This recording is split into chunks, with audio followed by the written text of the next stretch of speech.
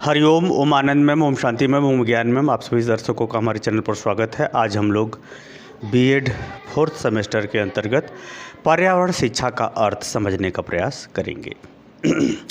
पर्यावरण शिक्षा ये बहुत चर्चित शब्द है। वर्तमान समय में बहुत सारे मैटर इसके अर्थ के संदर्भ में, परिभाषा के संदर्भ में मिल जाएंगे, परंतु हमारा जो है, हम इस पर आपको एक ब्रॉड समझ देने का हम प्रयास आपको करेंगे।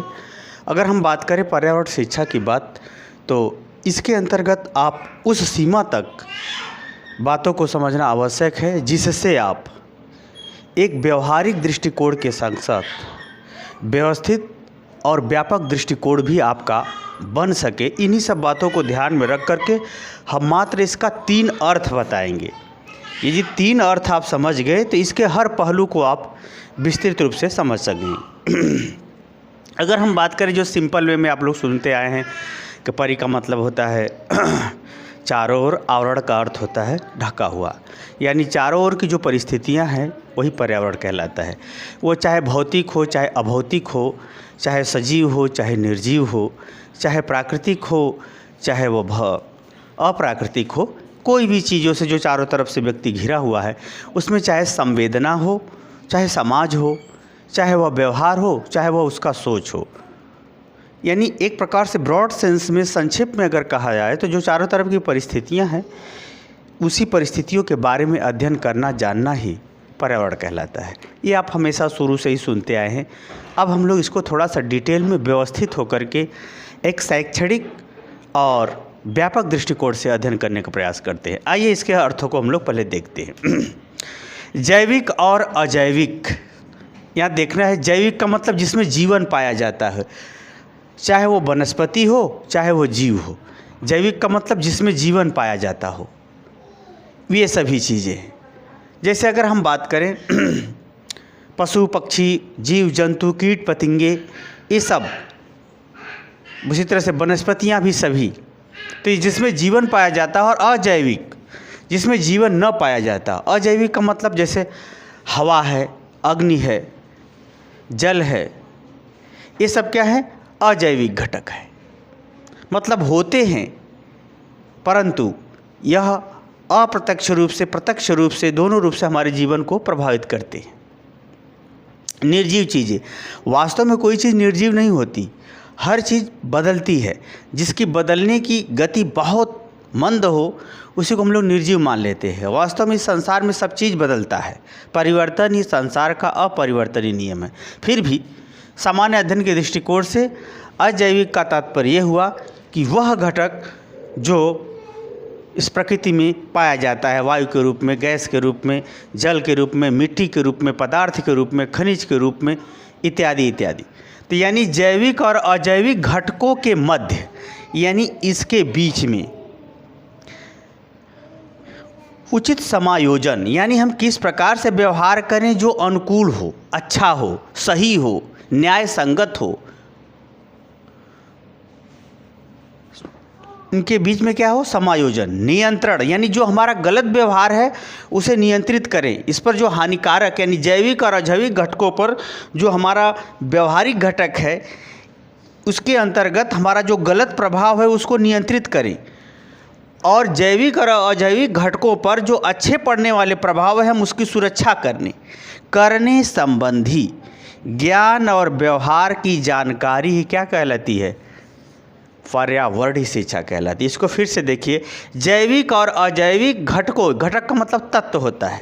जैविक और अजैविक घटकों के मध्य उचित समायोजन, उचित व्यवहार, उचित ढंग से गतिविधि, क्रियाकलाप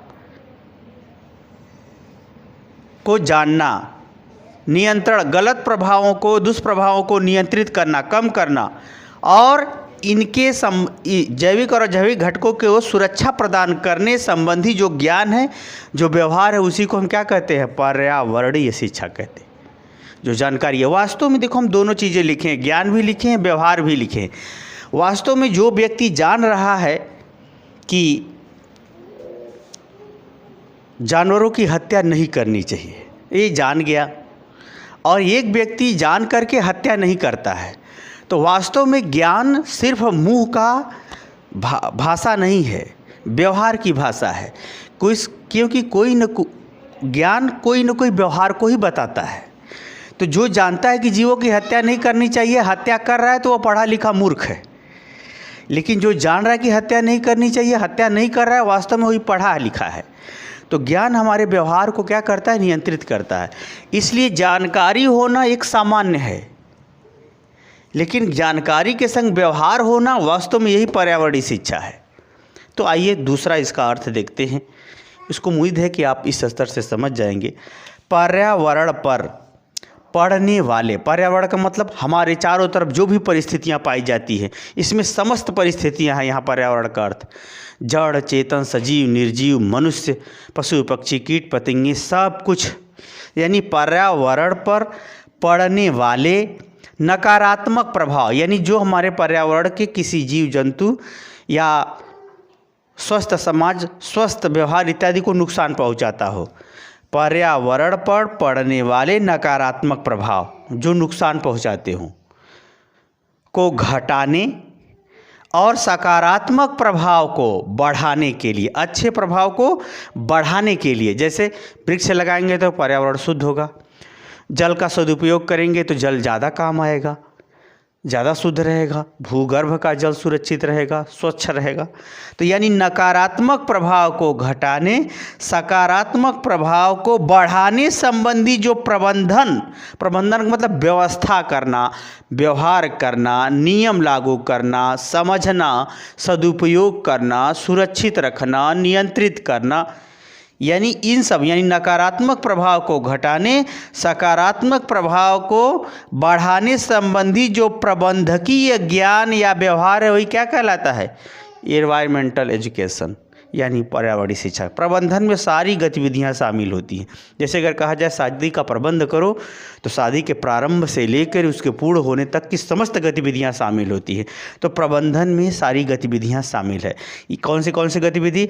पर्यावरण के नकारात्मक प्रभाव को घटाने संबंधी, चाहे उसके लिए नियम बनाना पड़े, नियंत्रण करना पड़े, प्रचार प्रसार करना पड़े, सारी चीज़ें होंगी।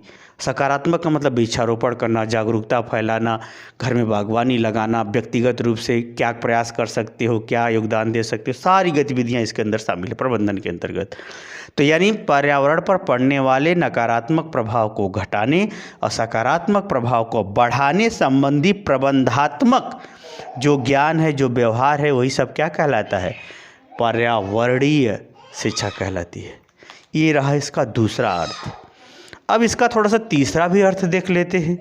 आप समझ जाएंगे तो फिर आप परिभाषा थोड़ा सा रट करके, कहीं से भी परिभाषा रट करके थोड़ा सा यहाँ से एक्सप्लेनेशन उठा के लिख देंगे तो आपके बहुत अच्छे खासे नंबर आ जाएंगे। आगे चलते इसमें तीसरा एक अर्थ समझते हैं, पर्यावरणीय घटक। यहाँ पर्यावरणीय घटक के अंतर्गत तो सच पूछिए तो सभी तत्व आ जाते हैं, फिर भी सामान्य दृष्टिकोण से 3 घटक माना जाता है। एक तो होता है प्राकृतिक घटक, जो प्रकृति ने बनाया है, जो वो प्रकृति द्वारा जो निर्मित है, प्रकृति द्वारा रचना की गई है। दूसरा है भौतिक घटक। भौतिक घटक का तात्पर्य है कि जो मनुष्य द्वारा निर्मित है, जो घर, मकान, पास पड़ोस, गंदगी, ये जो गंदगी है ये क्या है? मनुष्य की देन है, पर्यावरण की देन नहीं है। अगर मनुष्य इसका सही ढंग से भौतिक साधनों का प्रयोग करे तो कहीं भी कोई समस्या ही नहीं उत्पन्न होती। यानी मनुष्य द्वारा जो भी घोड़ा गाड़ी, घर गाड़ी, बंगला इत्यादि सुविधा, केमिकल इत्यादि का जो कुछ भी सामान है जो मनुष्य द्वारा निर्मित है, सब उसमें शामिल है।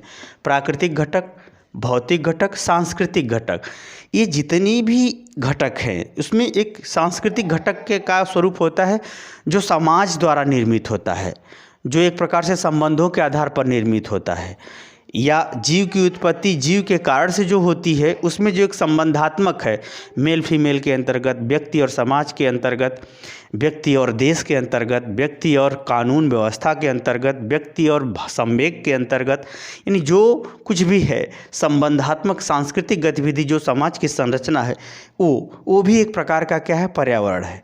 यदि समाज के लोग शिक्षित हैं तो पर्यावरण पर अनुकूल प्रभाव पड़ेगा। पर समाज में कलह कलेश, राग द्वेष, भय, माराकाटी पड़ी है तो उसका भी असर पर्यावरण पर पड़ता है। इसीलिए प्रमुख रूप से 3 ही घटक माने जाते हैं। एक तो प्राकृतिक घटक जो गैस है, पृथ्वी है, जल, अग्नि, आय, आकाश, ये सब है। प्राकृतिक घटक, भौतिक घटक मनुष्य द्वारा जो निर्मित साधन है, व्यवस्था है। सांस्कृतिक घटक जो संबंधों के आधार पर क्रियाकलाप व्यवहार होते हैं वो। यानी इन घटकों का वह अध्ययन, यानी इन घटकों का वह अध्ययन जो घटकों के बीच में अनुकूलतम व्यवहार, मतलब उचित व्यवहार, न्याय संगत व्यवहार, आदर्शात्मक व्यवहार, व्यवस्थित व्यवहार, ये सभी व्यवहार। अनुकूलतम का मतलब ये होता है कि उस क्रियाकलाप के अंतर्गत उसका उत्तम स्वरूप क्या है। तो इन यानी प्राकृतिक, भौतिक और सांस्कृतिक घटकों का वह अध्ययन जो घटकों के बीच में, यानी भौतिक घटक, प्राकृतिक घटक, भौतिक घटक, सांस्कृतिक घटक, भौतिक घटक, सांस्कृतिक घटक, सांस्कृतिक घटक, प्राकृतिक घटक, भौतिक घटक, प्राकृतिक घटक, यानी सभी इन तीनों का हर तरह से जो संबंध है, उनके बीच अनुकूल व्यवहार को करने संबंधी सुरक्षात्मक गतिविधि को बढ़ावा देना। यानी इन तीनों घटकों के बीच में आपस में ऐसे व्यवहार को बढ़ावा दिया जाए जो इन पर क्या छोड़े, अनुकूल व्यवहार के माध्यम से इनको सुरक्षित रखे, संतुलित रखे, व्यवस्थित रखे। ऐसी गतिविधि को जो बढ़ावा दे, जो सिखाए, बताए, पढ़ाए, उसी को क्या कहते हैं, पर्यावरणीय शिक्षा कहते हैं। यानी प्राकृतिक घटकों का वह अध्ययन जो घटकों के बीच में अनुकूलतम व्यवहार के साथ इनके सुरक्षात्मक गतिविधि, विकासात्मक गतिविधि, निर्माणात्मक गतिविधि इत्यादि को बढ़ावा दे, उसी को कहते हैं पर्यावरणीय शिक्षा। वास्तव में अगर देखा जाए तो शिक्षा का मतलब सीखना होता है, और सीखने की जो प्रक्रिया है वो जीवन पर्यंत चलती रहती है। तो पर्यावरणीय परिस्थितियों के बीच में, यानी इन घटकों के बीच में हम वह चीज़ें सीखें जो इस पर अनुकूल प्रभाव छोड़े या हमारा उत्तम व्यवहार हो, जिससे क्या हो, इन घटकों के बीच में संतुलन बना रहे, व्यवस्थित दृष्टिकोण, व्यवहार, क्रियाकलाप बने रहे। वही सब क्या कहलाती है, पर्यावरणीय शिक्षा कहलाती है। तो जहाँ तक मुझे उम्मीद है कि इन सब बातों को आप तीनों दृष्टिकोण से समझ गए होंगे। समझ गए हैं तो कमेंट बॉक्स में ज़रूर बताइए। आगे की वीडियो में मैं आपको पर्यावरणीय शिक्षा का उद्देश्य या इसकी आवश्यकता को हम पढ़ाने का प्रयास करेंगे। जहाँ तक उम्मीद है मुझे आप इसे समझ गए होंगे। समझ गए तो कमेंट बॉक्स में ज़रूर बताइए। साथ ही मेरे चैनल को लाइक, शेयर, सब्सक्राइब कीजिए। हरिओम।